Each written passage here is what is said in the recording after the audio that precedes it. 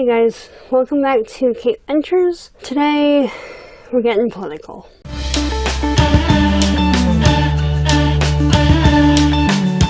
Unless you've been kind of under a rock somewhere the last couple of weeks, you probably know the current state of the political climate in the US at the moment. I generally don't like talking about politics, but it needs to be said, and I needed to make this video. So, since the inauguration on the 20th, there's been a number of executive orders that have been signed, and in addition to other legislation. Now, just to recap for anyone who was unaware, we now have an inexperienced, unqualified businessman in the highest level of the executive branch of the United States, running the highest level of the executive branch in the United States, appointing people, positions of extreme power in the American government. So the most well-known, most controversial, most press time given propositions, if you will, bills. And I'm going to be reading most of this just to get the proper information across, so you know. So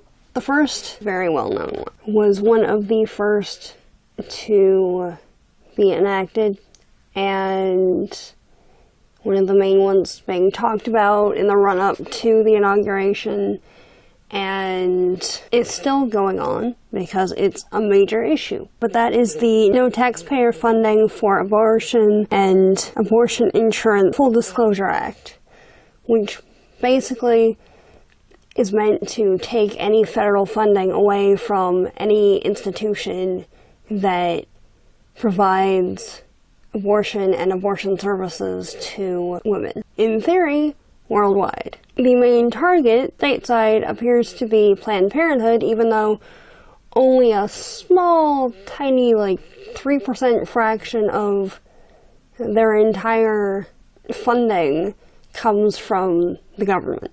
But it has been passed in the House and has yet to be voted on in the Senate. But that's the reason for the pussy hats that have appeared in social media and on the news and wherever, where it's like a pink cat with little cat ears, or people dressed as a vagina or labia or something of that nature. And there has been some criticism that it's transphobic. I can kind of understand where they're coming from, but in the same token, it's a symbol of extreme ancient power, and it's well known and well recognized. I'm going to have a link in the description if you want the patterns for some of the hats. There's one for crochet, one for knitting, and one for sewing. So I'm going to link the Pussy Hat Project in the description if you'd like to take part in that.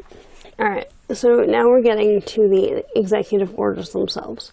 And I'm going to go by the day, after the inauguration. And this is up to date as of yesterday, because it goes up to day 11, and today is February 1st, 2017. I got this list and some of the definitions from CNN, and the links for everything are going to be in the description after I'm done. You can check it out for yourself.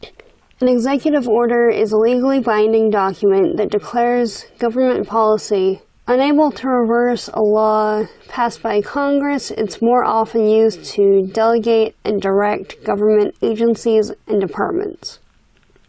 Yep. So, day one, beginning the repeal of Obamacare to minimize the financial burden on individuals, insurers, and healthcare providers.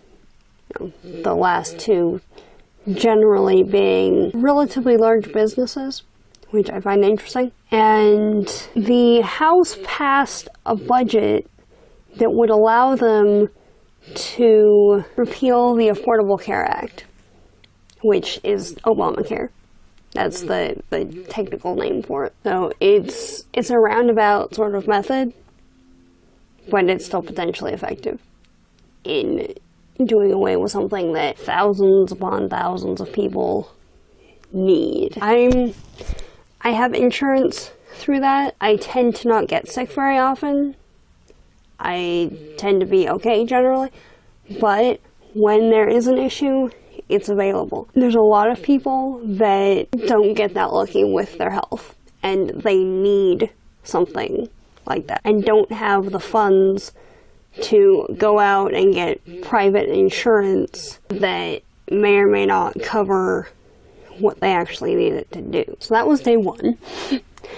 Day 4, identifying the environmental impact of infrastructure projects after replacing the head of the EPA with Scott Pruitt, who still hasn't been officially sworn in because the Democrats are boycotting it because, among other reasons, during the Obama administration, he sued the government like 12 times for daring to have environmental protections in place and asserting that climate change was a thing and trying to possibly do something about it. Day 6 had 2. That's great. Yeah. So, day 6. Instructing the Department of Homeland Security to begin construction on a 1,900-mile-long wall between the U.S. and Mexico, adding another 5,000 border protection officers. It's unsure where the funds would come from, and some of the land that this potential wall would be on is privately owned. So, yeah. I'm kind of seeing a, like, we want to build a railroad and either we will steal your land / give you like 10 cents per acre of what it's actually worth, or just start building and your house will be destroyed, kind of a thing. But that's just my perception, I guess. On top of which, Congress would have to approve the construction in order to begin an actually government-sanctioned construction of a potential wall. On top of which, it's a stupid idea. We don't need the damn thing. Also on day 6 was the deporting undocumented immigrants and adding another 10,000 immigration officers to better police the immigration policies. And when I'm talking about this, I don't have any issue with there being officers to carry out peaceful endeavors and keep people safe and carry out the law, but when there are policies being enacted that are unconstitutional, that's what I have issues with. And in cities that actively protect undocumented immigrants, known as sanctuary cities, a presidential order doesn't have the authority to fully cut off federal funding because some of it is controlled by Congress, but they have the ability to withhold some of the funding to these sanctuary cities. And now we've come to day 7, which, in addition to the abortion ban, what happened on day 7 is like, I would say those are probably the 2 most in-your-face, in the news, controversial ones right now. Because 7 had the order protecting the nation from foreign terrorists entering. And yes, there are people who have come in who wish the country and her inhabitants harm. There have been people who are American nationals that have done the same thing. But the way it's being done and the severity and everything, it's become a Muslim ban because it's specifically targeting refugees who are trying to flee political and social unrest so much that, if you are in a refugee situation, you leave everything but your family, and sometimes even your family, because you have to get out. You have to get out in order to have some semblance of being safe and try to find some way to get any friends and family still left behind out, to get them to safety. By making it so that people can't leave their circumstances, by by refusing to allow, it just reinforces the doctrine that is attempting to be fought against by not letting people in, by not letting the terrorists in, and people become resentful and people begin to hate, and it's a lot more likely that someone is going to become an extremist if they are prevented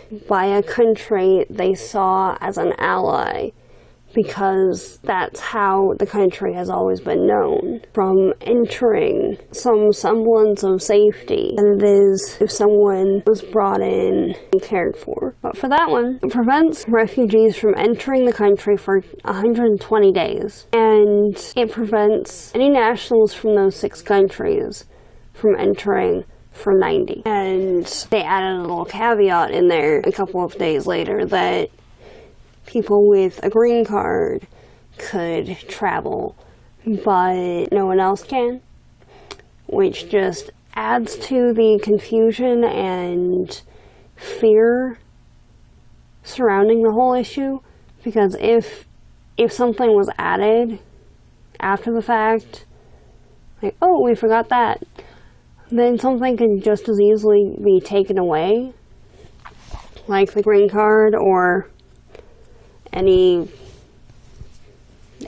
else, really. If you've seen the news at all the last couple of days, there's families separated, people who went home for a university break and couldn't come back to finish their master's degrees. There's all kinds of things happening. Day 9, we've got a curious sort of one where the new administration decided to put a lifetime ban on executive branch appointees lobbying for foreign governments, and a 5-year ban lobbying for anything else, really, and a decree that anyone who accepts the position needs to have no business contact or let anyone use their contacts from any previous employers, employees, or people they had business dealings with, which on the surface seems